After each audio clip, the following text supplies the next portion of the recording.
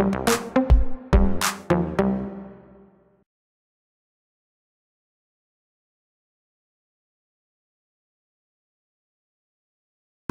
analyser ce qui s'est passé cette semaine, analyser les propos aussi du président de la République et décider ensemble de ce que nous allons faire dans les prochains jours.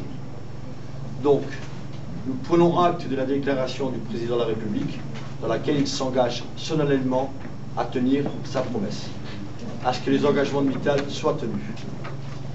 Nous réaffirmons notre défiance vis-à-vis de Mittal. Nous réaffirmons le fait que nous n'avons toujours aucune confiance en lui et qu'il faut effectivement avoir une vigilance de tous les instants. Que le gouvernement annonce qu'il va être vigilant et qu'il se porte garant du respect des engagements de Mittal, pour nous, n'est pas suffisant. Nous nous inscrivons comme partenaires de cet engagement et nous voulons prendre part au respect de ce qui a été convenu. Ce qui veut dire que pour nous, Ulcos doit être encore musclé. Les réaffirmations des uns et des autres, les engagements des uns et des autres doivent être musclés. Nous demandons une feuille de route à Matignon sur le projet Ulcos. Je rappelle que l'exigence que nous avons et la revendication, c'est que les hauts fourneaux de Florange redémarrent et dans les plus brefs délais. Pas échéance 6 ans, c'est trop lointain. Et c'est pour ça que rapidement, nous voulons savoir quelles sont les intentions écrites noir sur blanc de Matignon et de M. Mittal concernant ce projet. À ce titre, nous allons aussi nous orienter vers l'Europe pour voir exactement quelles sont les chances du nouveau projet d'Ulcos d'aboutir. Nous venons d'avoir un appel téléphonique de M. Marzorati, le sous-préfet, qui a été mandaté par Matignon pour justement mettre en place l'équipe, la commission de suivi des engagements de l'accord. Nous avons d'ores et déjà obtenu un rendez-vous dès la semaine prochaine dans lequel il va effectivement nous exposer le mandat qu'il a eu, le travail qu'il doit faire et nous allons nous aussi apporter des exigences et des demandes. En fonction des réponses qui nous seront apportées la semaine prochaine, on décidera de la suite à donner.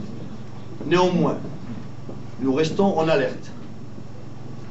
Nous sommes prêts à tout moment, 24 heures sur 24, 7 jours sur 7, à sortir, à prendre possession des outils de travail et faire en sorte que nous soyons entendus.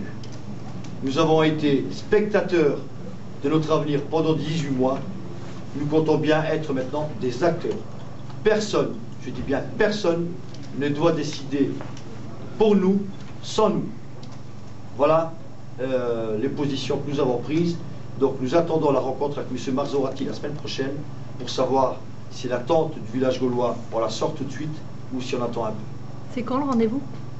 Je ne peux pas vous le dire, je suis désolé, je ne peux pas vous le dire, mais c'est très rapidement la semaine prochaine, début de semaine. Malgré les déclarations du président hier soir, vous avez toujours l'impression d'avoir été fouillé? Nous prenons acte de la position du président de la République. Je rappelle quand même qu'il a pris la France à témoin, dans laquelle il s'est engagé à titre personnel et s'est porté garant que la promesse sera tenue. On en prend acte, mais maintenant, tout va se passer la semaine prochaine avec la rencontre avec M. Marzorati. Je n'imagine pas une seconde qu'il soit monté au créneau devant la France entière, devant vous tous, pour que quelques semaines après, il nous flouent.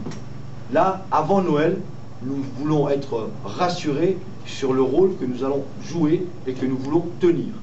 On s'inscrit comme des acteurs de notre avenir, il faut qu'on soit entendu. Vous parliez d'Europe, est-ce que vous avez le sentiment de lutter pour la survie du fleuron de l'acier en Europe? Notre démarche s'inscrit pleinement dans une politique industrielle européenne. Je rappelle que le projet Ulcos n'est pas seulement un projet dédié à Florange.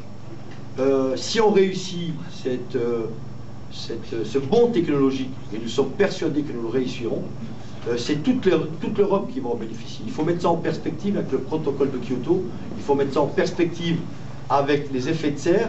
On voit tous ici et là les effets, les dégâts sur la planète, et si demain Florange démontre qu'effectivement on peut faire de l'acier à très faible émission de CO2, c'est la planète qui gagne. Donc c'est un enjeu largement européen et qui dépasse de très loin le seul site de Florange. Voilà, merci à vous.